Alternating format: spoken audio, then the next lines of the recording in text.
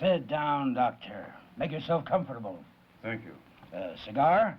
Oh, I believe not, thanks. Is there something I can get you? No, thank you. I'm quite all right the way I am. As a matter of fact, I just finished a rather large lunch. Not celebrating, I hope. Celebrating? I'm afraid I don't follow. Excuse me, that was a little below the belt. I was referring to your envious position of being personally inside the story. You have that rare opportunity that comes all too seldom to any of us to scoop this as well as the other newspapers on that television broadcast of yours. By the time we go to press and hit the streets, the story will be almost a follow-up. Well, I'm afraid I won't be broadcasting the story to anyone except you yourself. You see, I've decided to give up my radio and television work completely. I should never have gone into it in the first place. I realize now from things that have come to pass that a scientist is best suited to sit in front of a microscope, not a camera. At least one of my temperament is. Can I use that in the story?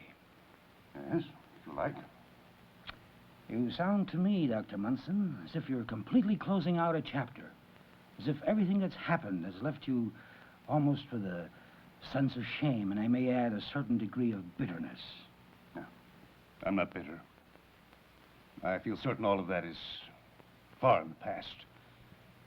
But shame, yes. That's a good description of men who allow themselves to be carried away with dreams of riches and create violence and death in the wake of what might have been, perhaps, tremendous discoveries of science. Certainly you don't feel responsible for every mistake generated by others in your profession. If you did, you'd have yourself a full-time job and never get it done at that.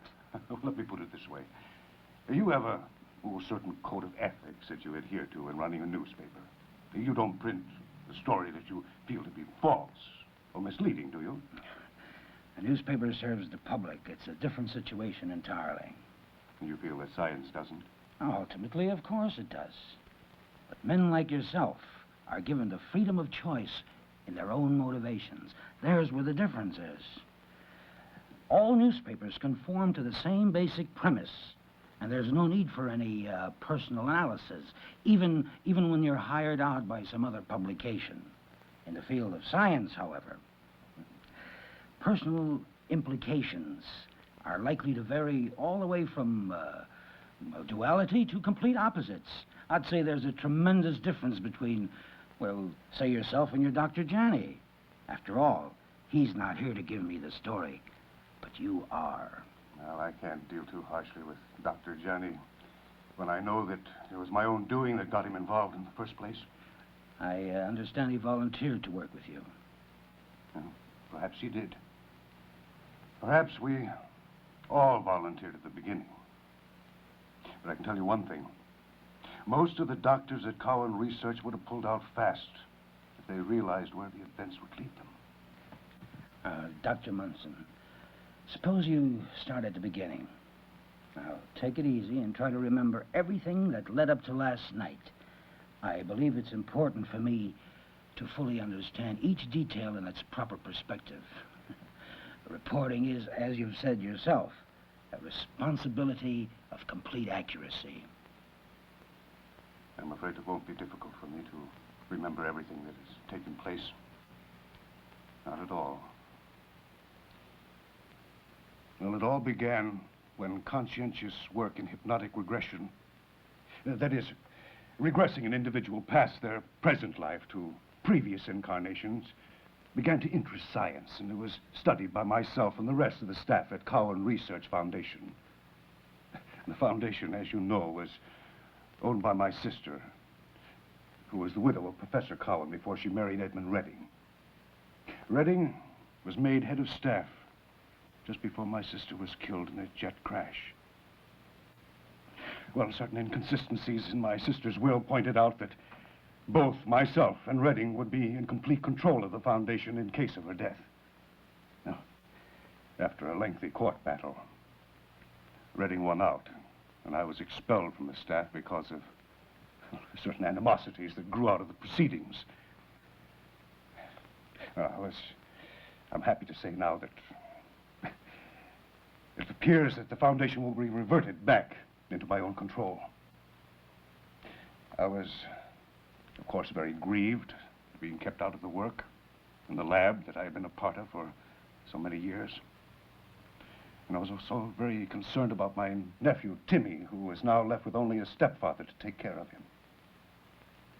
All of my experimental notes were left to the Foundation, and I felt somewhat cheated. And rather badly over losing my key subject to the hypnosis, Ann Taylor, who had the marvelous capacity to go into the trance state and recall her previous life with the ancient Mayan civilization.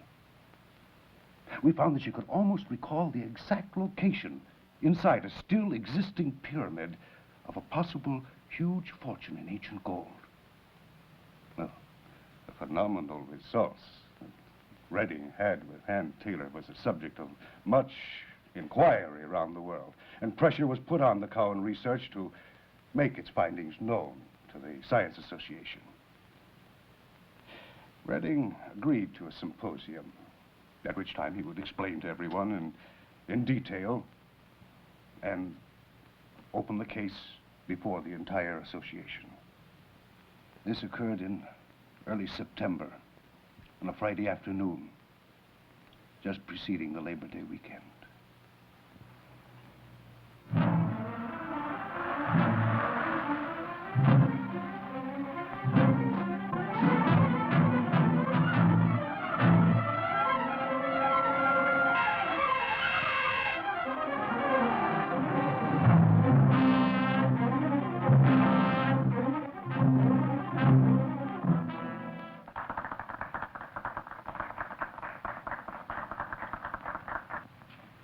Gentlemen, Dr. Edmund Redding.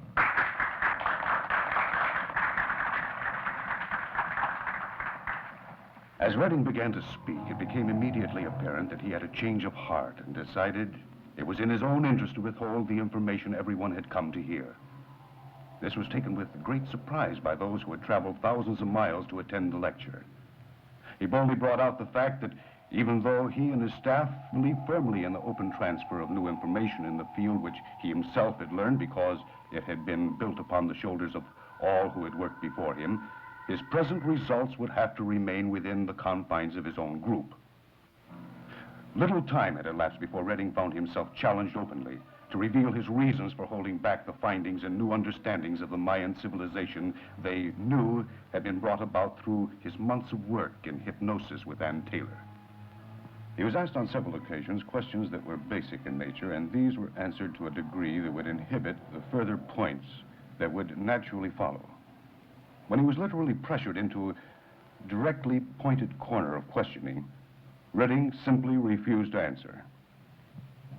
In expressing his deep regret that most of those present would regard his decision in the matter as grossly a selfish one, he insisted it was justified.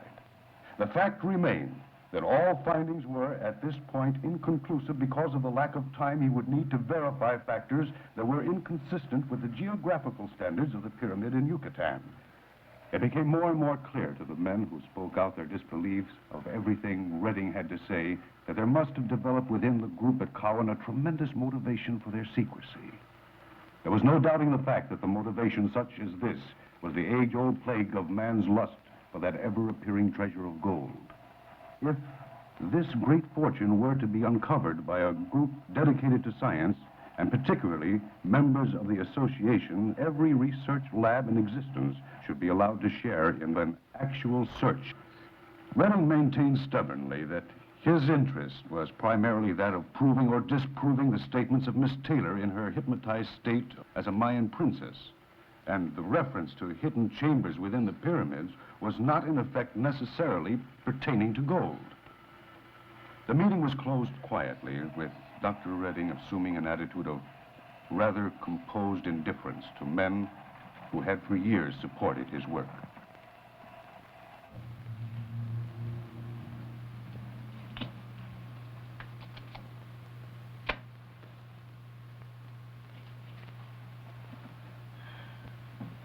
Thank you.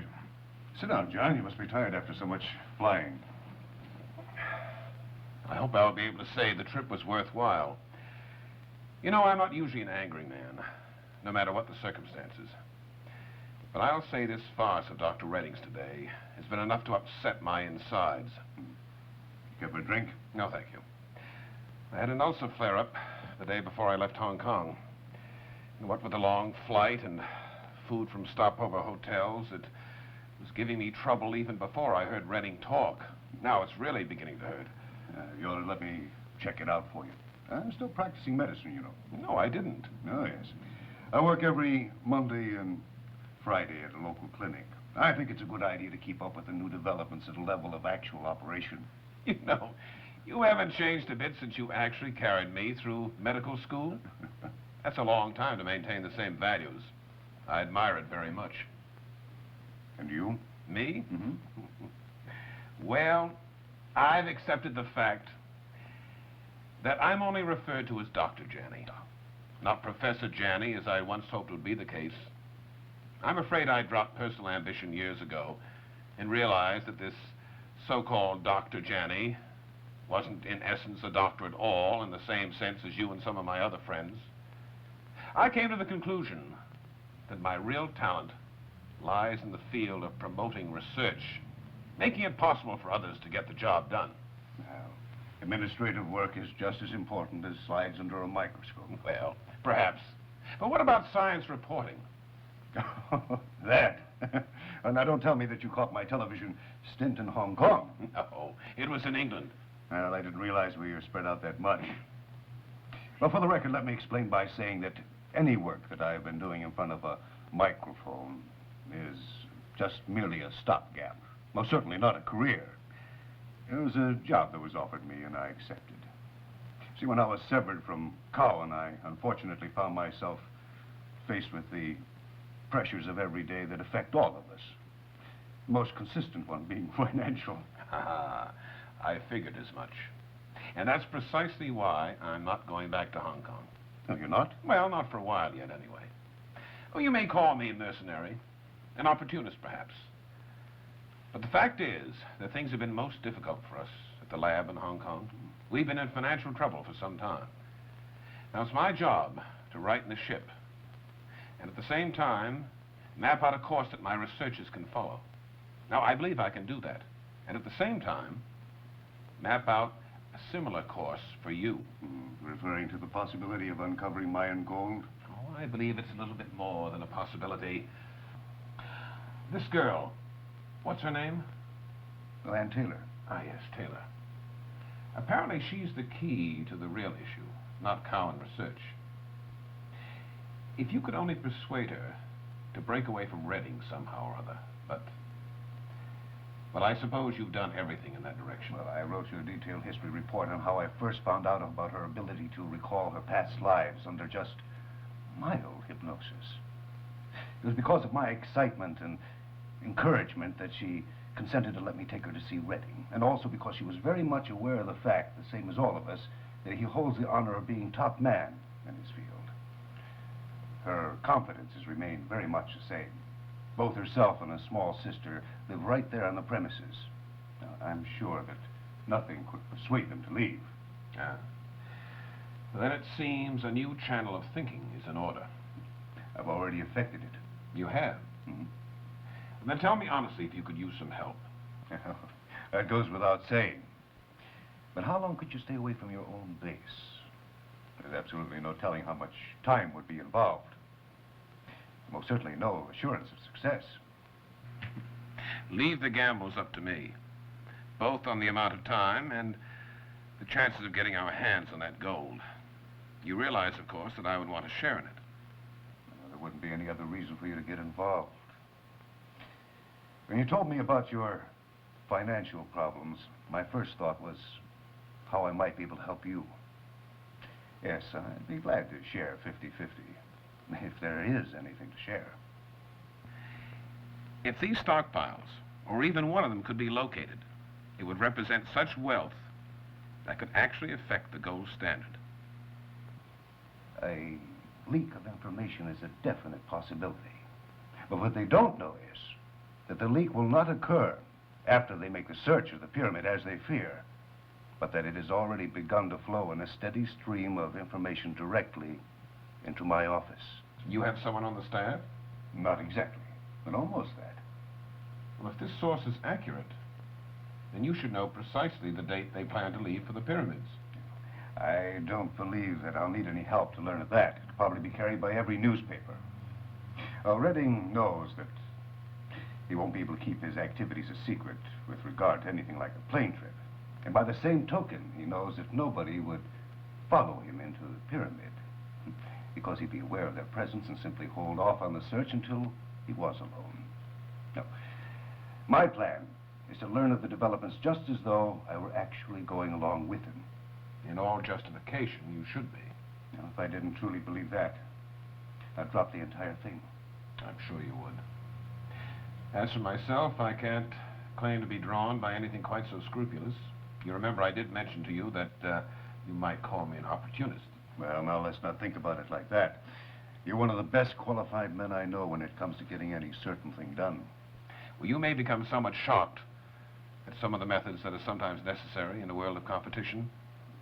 I'm still well connected in this city with people who deal in business that's sometimes rather sticky.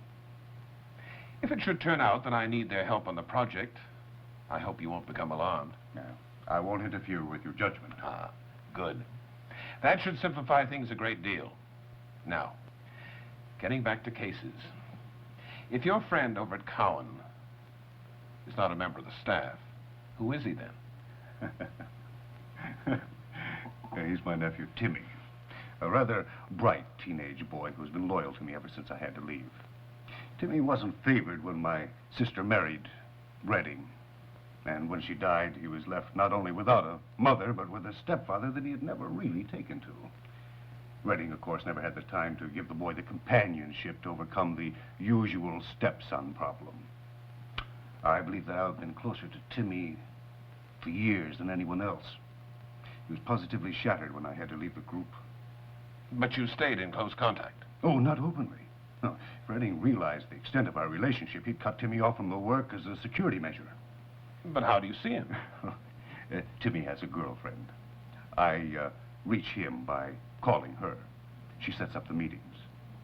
As a matter of fact, I'm due to set up an appointment right now. I'm rather eager to learn of Redding's feelings after what happened today, and what his next move might be.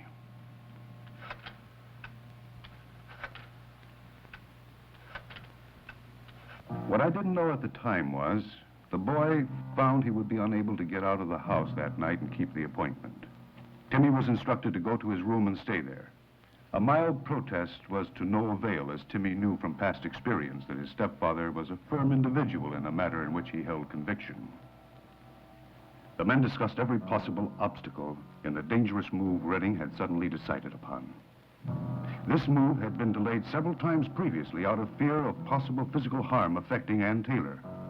In one mind, there was uncertainty and much doubt that this night should be the one in which would bring about the maximum depth of her Mayan existence.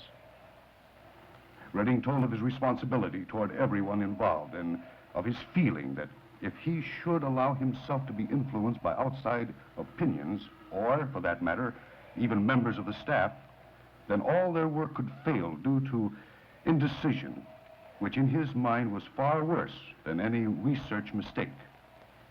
Redding himself was as fearful as any of the possible damage that they could bring about to the nervous centers of Ann Taylor. In the careful consideration that time was all important and knowing that each individual, including Ann Taylor herself, had prepared themselves, Redding reaffirmed his decision and announced that they would go ahead as planned.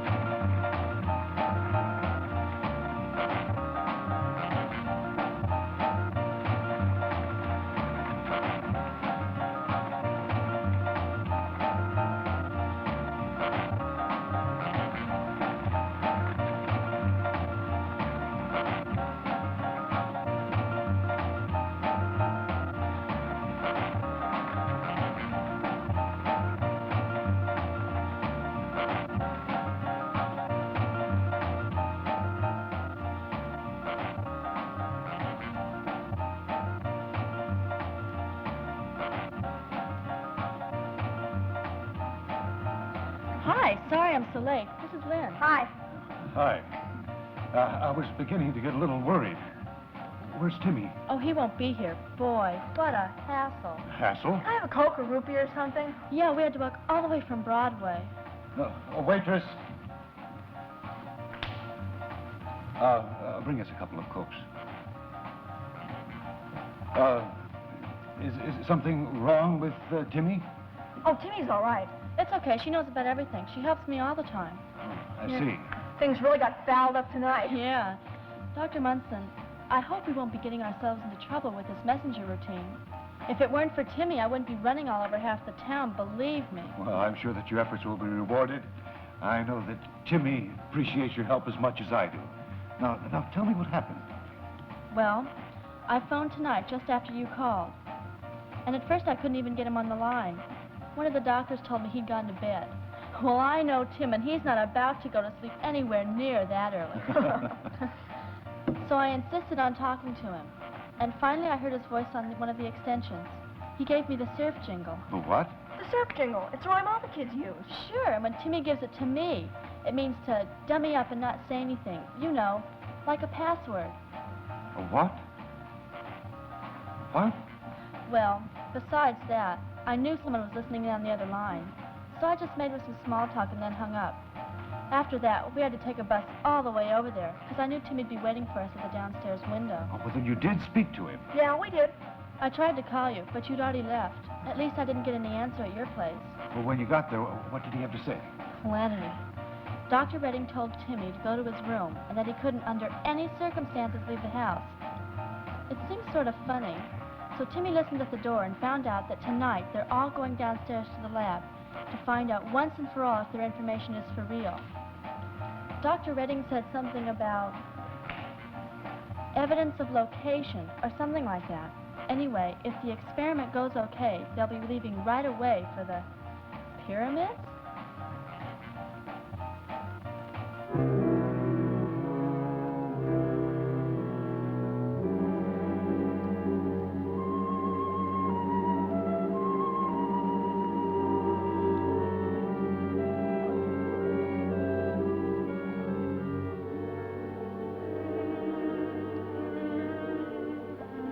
Pressure normal. Pulse steady with slight increase. Probably nothing more than the anticipation factor.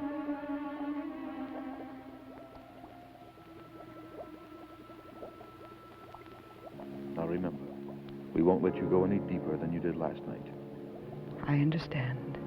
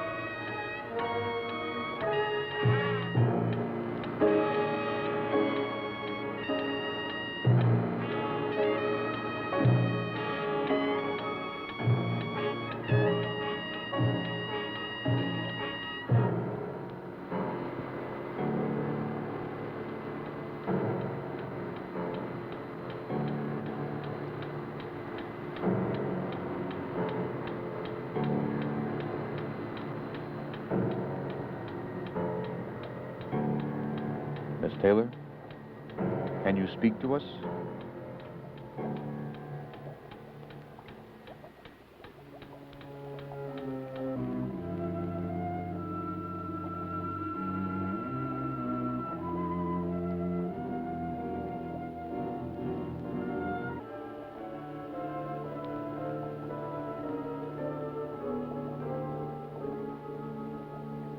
Miss Taylor, do you hear me? Do you hear me? I can hear you.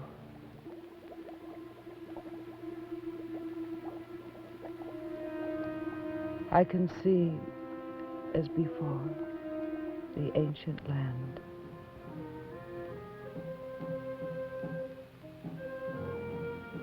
I see the mountains which surround a city of stone. Everything is of stone. I am part of the past and of the city in which I place myself in obedience to the ceremony of devotion and to the offering of hope before the shrine.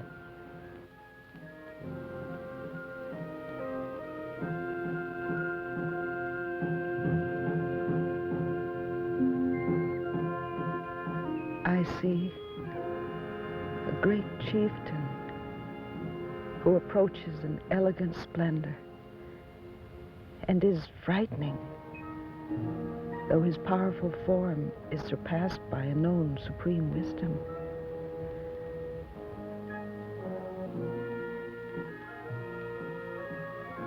I am asked to never enter the pyramid, and yet I find myself unable to comply with my chieftain's request. I am compelled again and again to go into the pyramid, as if some great secret was to be in revelation before my eyes.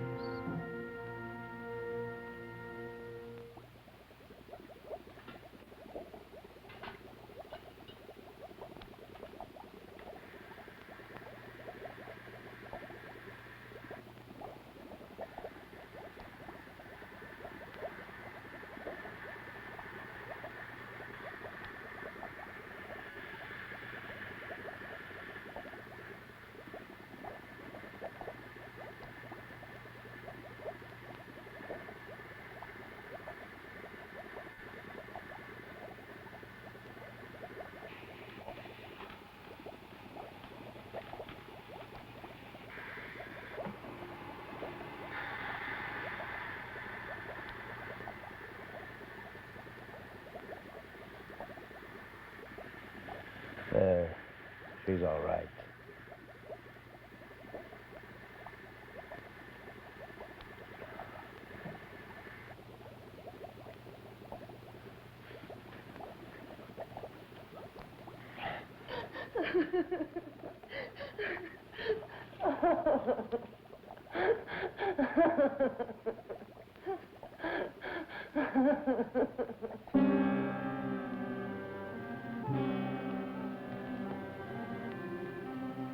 Good evening. This is Douglas Bank with all the news from across the nation. Dr. Edmund Redding, who heads the staff at Cowan Research Foundation in Pasadena, has departed for Yucatan for what he has described as an objective, first-hand search of the Great Pyramid there. Dr. Redding, a naturalist, has been successful in bringing to light some startling facts in the puzzles of man's early civilization. It isn't known at this reporting as to just what Dr. Redding is hopeful to find in the pyramid, which is something of a tourist attraction, and has been searched, in its upper levels at least, many times previously. Accompanying Dr. Redding in the trip to Yucatan are members of the staff of Cowan Research Foundation, Dr. Redding's son, and Miss Ann Taylor of Los Angeles. If you're wondering where the pyramid is located, it lies at the western tip of the North Yucatan border.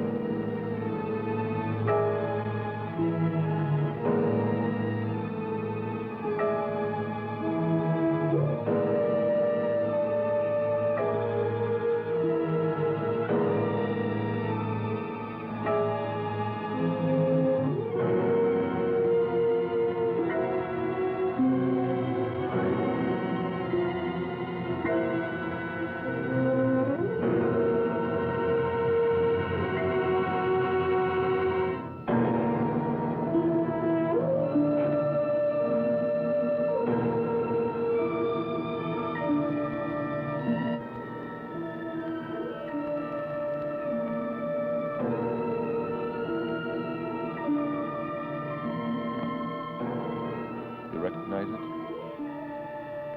Yeah.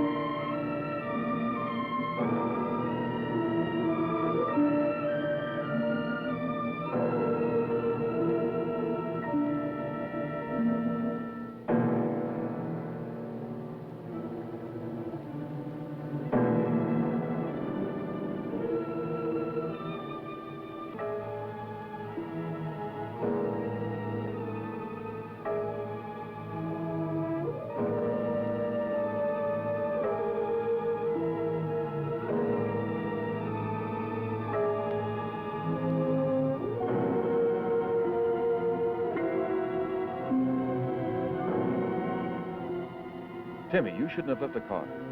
Oh, he'll be all right. I'll stay close to him.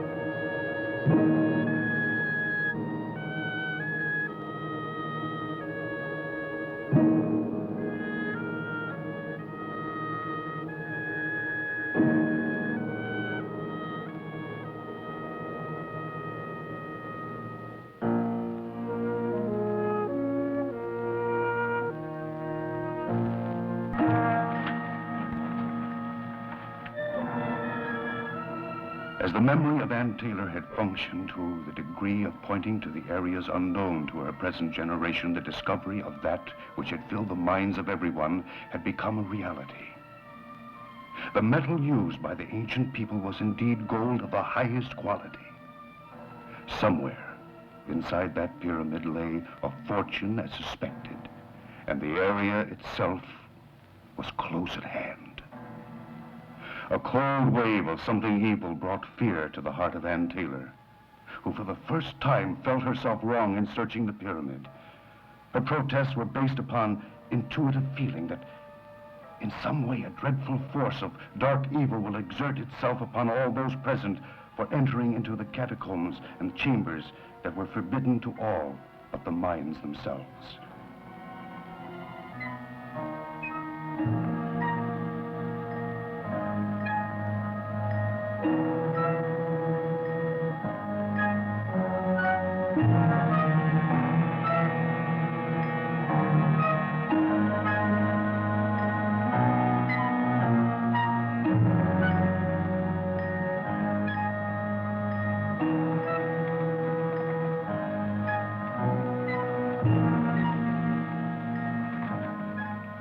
Found that a mathematical system of distance separated each opening from the other, and the approximate equation of squares would lead them from one chamber to a new one.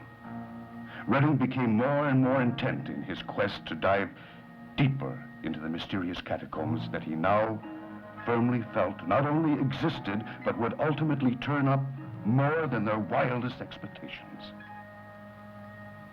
Even during the heat of his excitement, Redding was at all times alert to the possibility of their being followed by someone at the levels above them, and thought it best that one of the party take spot checks of both the outside and the areas covered to the present point.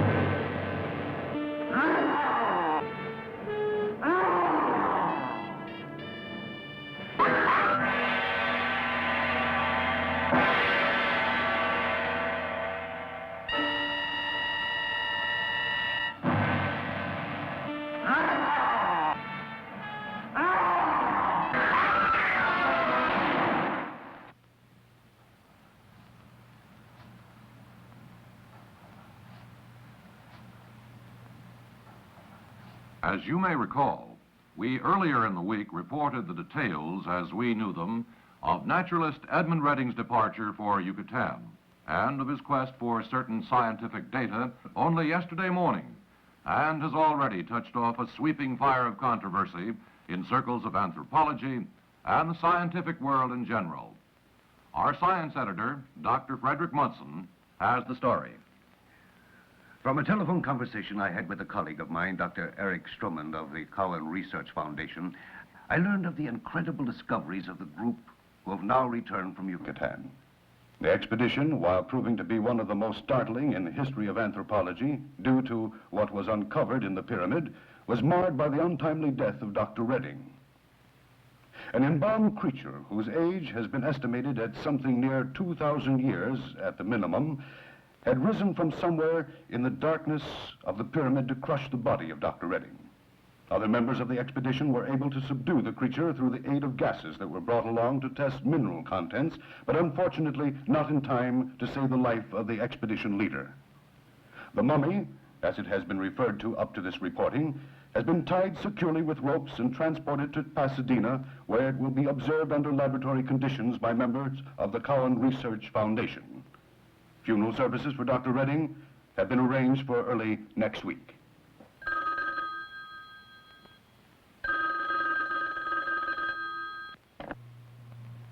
Hello, Dr. Janney. Oh, hello, Timmy.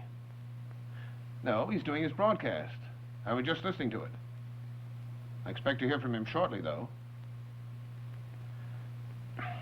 Timmy, I'm working with your uncle now. It's all right to talk to me. We did tell you about it. Good. What? Why in heaven's name should the police be interested? I see. Well, look, Timmy, I'm glad you called. Now, don't get panicky about this thing. We'll figure something out. I'll tell him as soon as he comes in. Now, you stay in touch. Right, Timmy.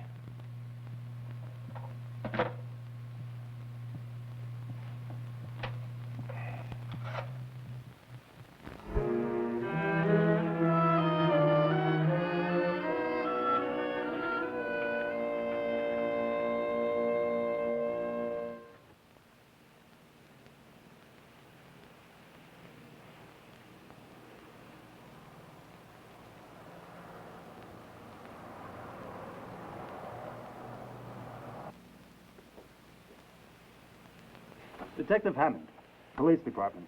I'd like a word with the head of staff. I'm sorry, the doctors aren't talking to anyone. Just a minute, sir. We have to talk to the I'm doctor. sorry, they're not talking to anyone.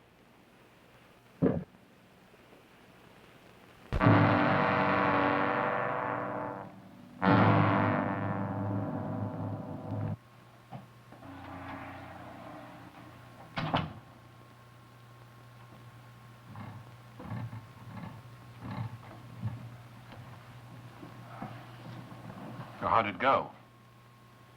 Oh, all right. Weren't you listening? Yes, I heard the broadcast. I met the hullabaloo. You must have been swamped with inquiries. Yeah, from all the wrong people. Is there any coffee going? I sure could use some. I've learned to work your kitchen. It's good and hot. I'll get it. You take a load off your feet.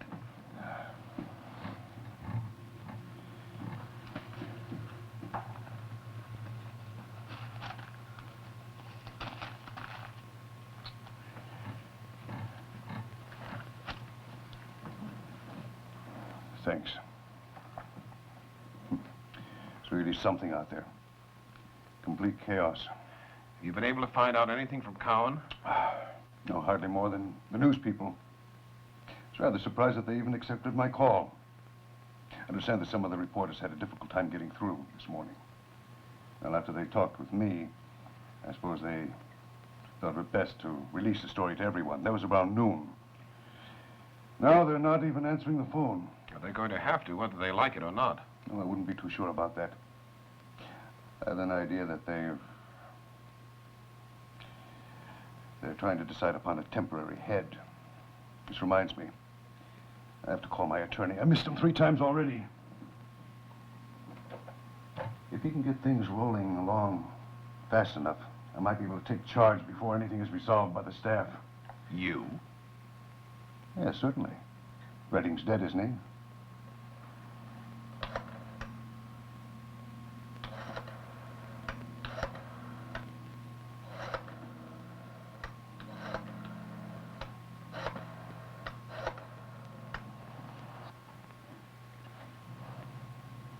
Yes.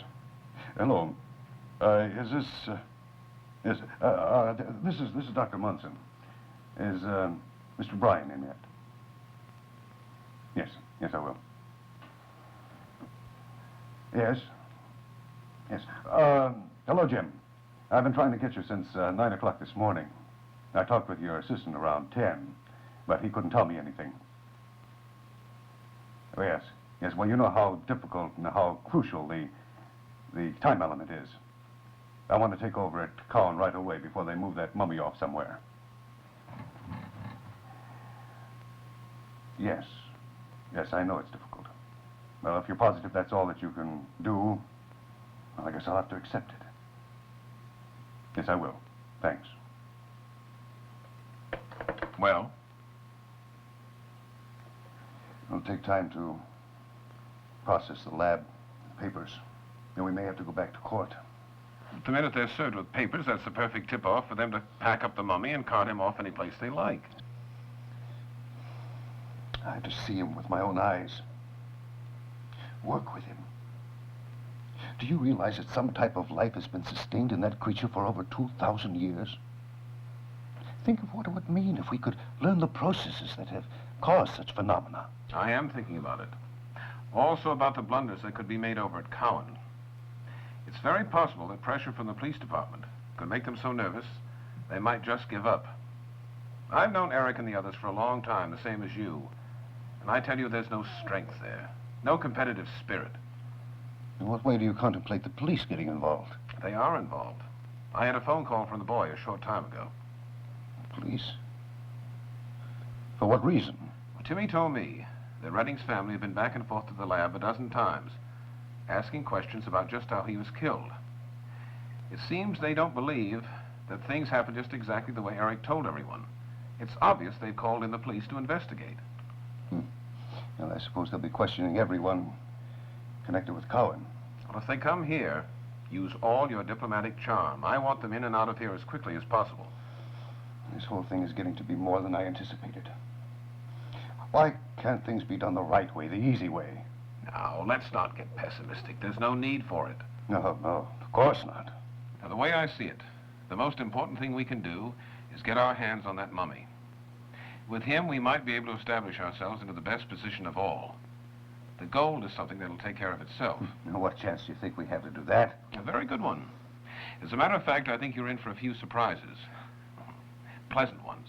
I'm afraid I don't know what you're talking about. Well, in the first place, I'd like to point out that in my mind, that mummy rightfully belongs to you. Now, you remember that old laboratory I used to have over in Clinton Street? Yes? Well, I went over there. It's been vacant ever since I left it 2 years ago. Everything is still intact, including all the equipment. It's a little dusty, perhaps, but with some effort, it can be made to work as well as it ever did. You've opened it up? In secrecy, of course. Secrecy? I'm afraid I don't understand. You will, Doctor. You will.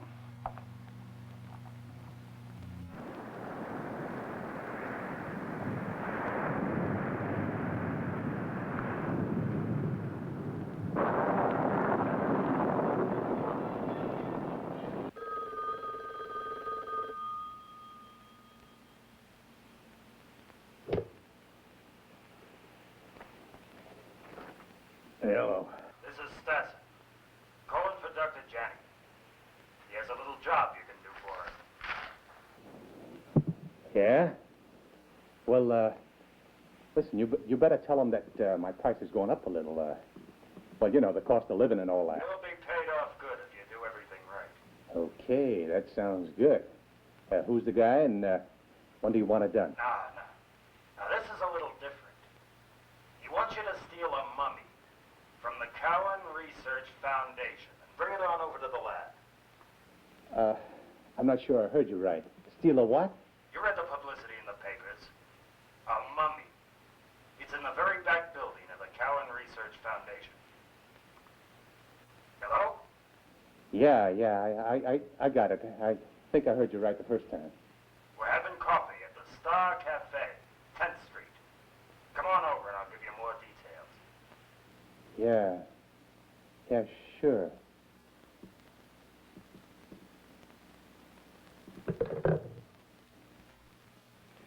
I'll be glad to cooperate. The police are most certainly entitled to any information that will help. I've always felt that way. Thank you. I feel it's a duty of every citizen. I'm glad to hear that, Dr. Munson. I must say, though, that you're a rare breed. Having the door shut in one's face is more or less a policeman's hazard. Well, I work independently here. It has its disadvantages, but also the advantage of not being tied down in anything of a political nature. Nor the obligations to a board of directors, as is the case of Cowan Research. Oh, I could have gone to work for them a long time ago, but I'd rather have it this way, be my own boss. How familiar are you with the staff over at Cowan, Doctor? Oh, well, I've known them all for 15 years, almost intimately. And I may add that there's never been an instance of foul play during that period or any other time. Men of science, you know, are dedicated to their work. That above everything. I've heard. Doctor, I'd like you to tell us everything you know about Dr. Redding, about his work. When did it begin? And incidentally, anyone you might know who would be interested in it. Well, in answer to that, I can only say that the work started, seriously that is, about 7 or 8 years ago. Great strides were made in the field by Stanton, Dubois, and many others around the world. A great deal of evidence was brought forth to spur many of us into our own deep interest in the field. Dr. Redding was one of the few who dropped everything else to plunge into regression on a full-time basis. He, like the rest of us, at first found it difficult to find legitimate subjects, those who could really go deep. People like Ann Taylor. Exactly. Which reminds me, there's a younger sister of 6, an asthmatic. I'll have to do something for that child. What is it that makes the difference in the individual? Why Ann Taylor? Now you're beginning to sound like a detective. Oh, no offense, of course. But a short, precise answer I cannot give you. We simply do not know. Doctor, I'm very interested in what I asked you about other people, connected with Dr. Redding's work. Well, I can only tell you that the interest spread in every direction, every country. If you're attempting to pinpoint individuals, you have your work cut out for you. The number would run into the thousands.